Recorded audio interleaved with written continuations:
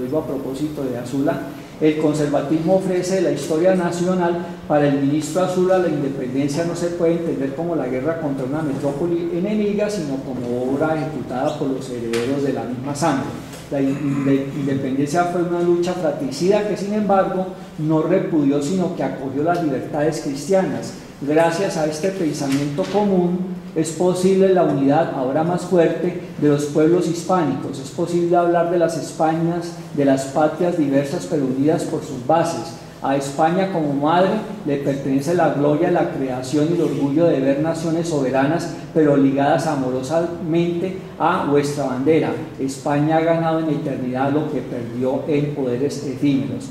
En la hora actual, ante la crisis de la posguerra, surge por fortuna de una nueva conciencia, la conciencia del mundo hispánico, que puede tener efectos políticos e influir de manera decisiva en el destino universal de la especie. Así lo ha entendido el actual Estado español y su insigne y prestigioso caudillo, el señor generalísimo Franco, rayo de la guerra, gran padre de la patria, honor de España. Para esta empresa misional los pueblos están creados, la raza está esparcida, la lengua se modula con varios acentos y hay como un denominador religioso. Es necesario liquidar los viejos textos escolares con sus patrioterismos estériles. Hoy solo tiene sentido la gran historia común. Y ahí entonces termino mi exposición.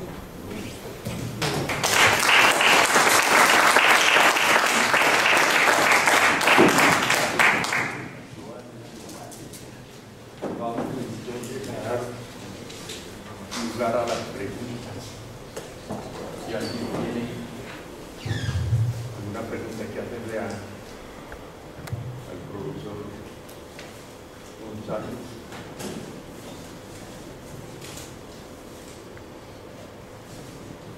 Sí. Doctor González, muy buena la exposición. ¿Usted qué piensa acerca de la continuidad dentro de las élites de esa identidad hispánica? Pues no soy antihispanista, hay que darle valor en sus justas proporciones a lo que aportaron. Nos comunicamos en español, para bien o para mal, la Iglesia Católica ha estado ahí presente. Tenemos valores comunes, pero esa hispanidad ya raya en el racismo. ¿Cómo es ese comportamiento hoy en día? Bueno, a mí me parece bastante sugestivo seguir la trayectoria del Instituto de Cultura Hispánica. ¿Sí? Eso puede ser como un síntoma sobre lo que ha pasado posteriormente. El instituto desapareció, aquí y allá, ¿no? Ahora, el contexto en el que se dio esta polémica es una pelea que viene desde el siglo XIX.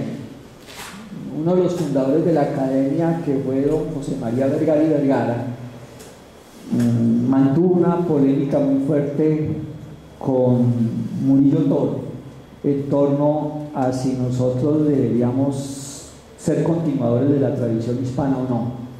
Los radicales se aliberaron del lado de la cultura sajona. A Santander los conservadores siempre le criticaron el hecho de haber introducido la filosofía utilitarista en la educación colombiana y consideraban que eso era reemplazar una moral de dudoso origen, ¿no? Una moral para tenderos, decían ellos, por una moral pues refrendada por la tradición y por los siglos, que era la moral católica. Posteriormente, el conservatismo del siglo XX también le estará cuestionando permanentemente a los liberales, a la República Liberal, el hecho de haber traicionado esa tradición, ¿sí?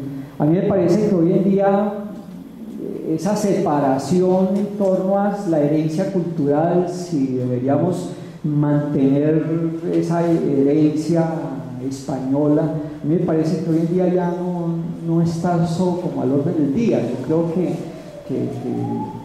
pues, se ha comentado aquí también, el orden del mundo ha cambiado tanto. Es más, aquí se ha mencionado como el propio Laureano Gómez, a pesar de esos discursos, estos discursos, por ejemplo, que se pronuncian por parte de estos académicos en España, son antiimperialistas. Es interesante ver que hay un cuestionamiento muy duro contra la cultura norteamericana y Maya habla del peligro que representa el norte y todo eso, pero los hechos fueron otros. Los hechos es que Franco mismo termina haciendo alianzas con los Estados Unidos. Laureano Gómez permite la intervención de Colombia en la guerra de Corea, ¿sí? Porque las condiciones del panorama, entramos a la etapa de la Guerra Fría, ¿sí? Entonces ya el peligro no es el peligro anglosajón, ya es el peligro del bolchevismo ruso. Entonces yo creo que todos esos elementos hay que irlos teniendo en cuenta en el momento de mirar si hay una supervivencia de ese hispanismo dentro de las clases dirigentes hoy en día, ¿no? La pregunta va dirigida con respecto al procurador Ordóñez, que pues, es un señor que pertenece a una secta internacional fundada en España por un Borbón, y tiene un nombre muy sugestivo: la legitimidad perdida o la legitimidad profanada. Y ellos llaman a los países de América Latina no por el nombre actual, sino por el nombre que tenía en los tiempos de Colombia. A Colombia se le sigue llamando la Nueva Granada en el lenguaje de ellos. Entonces uno ve cuando sube un personaje de este, con el asentimiento de casi todos los grupos políticos, incluido la llamada izquierda del pueblo, dice uno: está vivo lo que usted ha dicho, la exposición que usted ha hecho sigue ahí, sigue, sino que ya son sectas que no tienen la misma prevalencia de ese periodo que usted analiza, pero que están ahí. Usted analiza el Opus Dei, Colombia es fuerte el Opus Dei, y eso es una marca exclusivamente española. De ahí mi pregunta. Pues vamos a dar paso a otra pregunta. Bueno, yo solo quiero compartirle que el Opus Dei llegó a Colombia en el año 51. Sí. Para que esa información compartirse. Sí. En parte se ha respondido lo que voy a preguntar, pero mientras tanto la otra corriente de pensamiento que está pensando, que está haciendo, dónde se expresaba, etc. La parte liberal. Sí. Pues, es decir, si uno mira un poco la historia de la misma universidad, la profesora Clarevena lo hizo en su exposición, muchas de estas personas quedaron sin anclaje institucional, ¿sí? O hablo de los intelectuales, ¿no? Básicamente los intelectuales liberales, ¿sí? Porque bueno, los políticos pues sabemos que algunos toman el camino del exilio, pero igual pasa por el lado con la intelectualidad, ¿no? O se van, aprovechan esa situación álgida de cerramiento de espacios para el libre debate de ideas, ¿no? A mí siempre me ha llamado la atención que la clausura de la Escuela Normal Superior, que fue pues un lugar privilegiado para el desarrollo de las ciencias sociales y la investigación social por parte de Laureano Gómez. El hecho de que el señor Azula Barrero sea precisamente el que se queda con los restos de lo que era la escuela normal, porque él va a ser rector de la Universidad Pedagógica de Tunja, ¿sí? A mí siempre me llama la atención que se impone otro modelo no tanto de investigación, sino otro modelo de reflexión sobre lo social, que es el modelo impuesto por las academias, demasiado acartonado, demasiado preso de planteamientos ideológicos, ¿sí?, que cierra la posibilidad del libre debate de ideas. Entonces, buena parte, por lo menos yo hablo de lo que conozco aquí de la universidad y de la Facultad de Ciencias Humanas y concretamente del Departamento de Filosofía, la gente se va, la gente se vincula a la universidad, ¿sí? Vuelve cuando la situación es muy sintomático que en el número que inaugura ISMA, quien encabece los artículos es Danilo Cruz Vélez, que es un personaje que vive en carne propia ese tipo de situación, no porque fuera liberal militante, sino porque era un modelo de pensador, pues, que estaba interesado en desarrollar otro tipo de pensamientos que no eran propiamente la reproducción de esta idea del catolicismo, pues, ultramontano, ¿no? De que si yo no tengo en cuenta ese legado cultural, pues estoy traicionando mi historia, etcétera, etcétera. Yo eso es lo que veo. ¿Preguntas? ¿Cuánto tiempo colaboraron en esa revista Marca Traba, Falsborda y los? Sí. No, estos son colaboraciones pues ocasionales, ¿no? No se trataba, yo creo que Marta Traba tenía otros espacios mucho más novedosos, ¿no? Lo mismo que estos personajes, pues funda la revista Mito, que es mucho más de cultura moderna y contemporánea. Entonces, en realidad,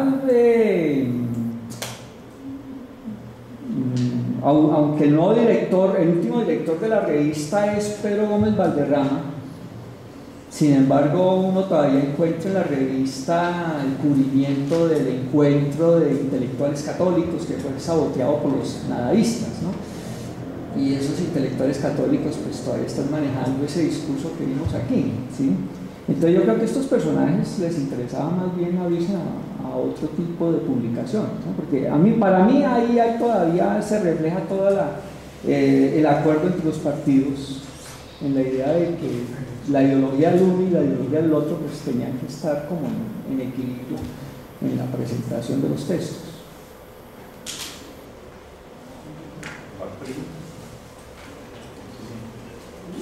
Profesor, ¿se podría establecer alguna relación con respecto al desarrollo económico de Colombia, en eso que Comena llama la gran divergencia entre este cuerpo de ideas que hemos venido conociendo acá y la consideración de que ese antecedente histórico colonial es la causa precisamente de nuestra posibilidad de desarrollarnos? En el grupo de pensamiento colombiano, y ustedes escucharon la intervención del profesor Carlos Niño, tuvimos la oportunidad de mirar, por ejemplo, lo que fue el desarrollo de Bogotá al diseñarse la carrera décima, y cómo eso coincide, que también lo comentó en la sesión pasada el profesor Renan Silva, cómo eso coincide pues con un gran despego económico, o sea, esa situación tan paradójica de Colombia, ¿no? La economía va bien pero el país va mal, ¿no? O sea, un país en plena violencia y sin embargo con un fuerte desarrollo económico. A mí me llamó la atención, no hice referencia a ese discurso, pero me llamó mucho la atención un discurso que pronuncia el exministro de Educación Justina Pérez como embajador de Colombia en Chile, el señor Joaquín Estrada Monsalve. Entre otras cosas, el hermano de Estrada Monsalve mandó a borrar, por ejemplo, un mural de Alipio Jaramillo en la Facultad de Derecho, cuando él era decano de Derecho en la época de Laureano Gómez. Y Joaquín Estrada Monsalve, el título de la conferencia es interesantísimo, lo llama Hispanismo y Panamericanismo. Y el tipo ya está jugando con las dos cosas, ¿sí? Entonces ya no es el discurso tan humanista clásico de un Rivas Sacón y de un Rafael Maya, sino que dicen, no, mire, los Estados Unidos, ellos también allá tienen mucho que darnos y nosotros no nos podemos pues poner en peligro el desarrollo del país por estar aferrados al hispanismo. El hispanismo es una fuente de nuestra tradición, pero también tenemos que comenzar a ser receptivos de los logros de Norteamérica.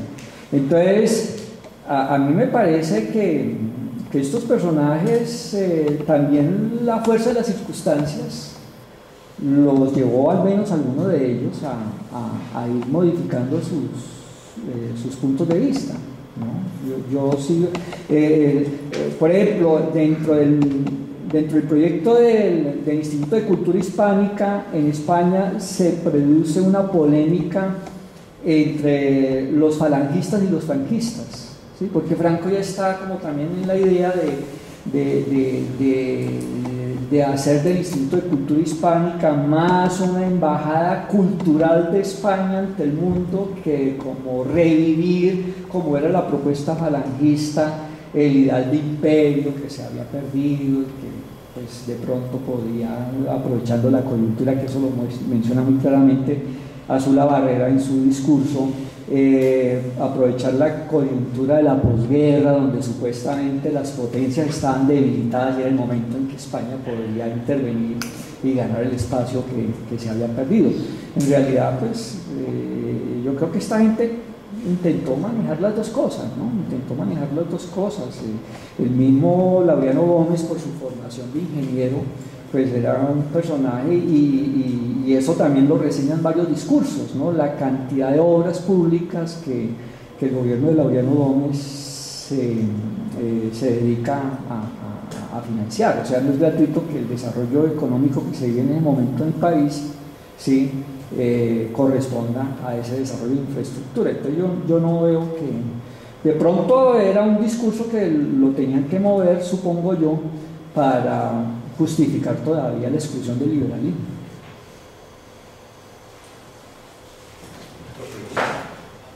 Bueno, muchas gracias. La semana entrante tenemos la conferencia de Malcolm Gis, que es sobre el pensamiento económico en este momento, sobre el pensamiento económico que se desarrolla en Colombia en este momento, casi todo venido de fuera. Gracias.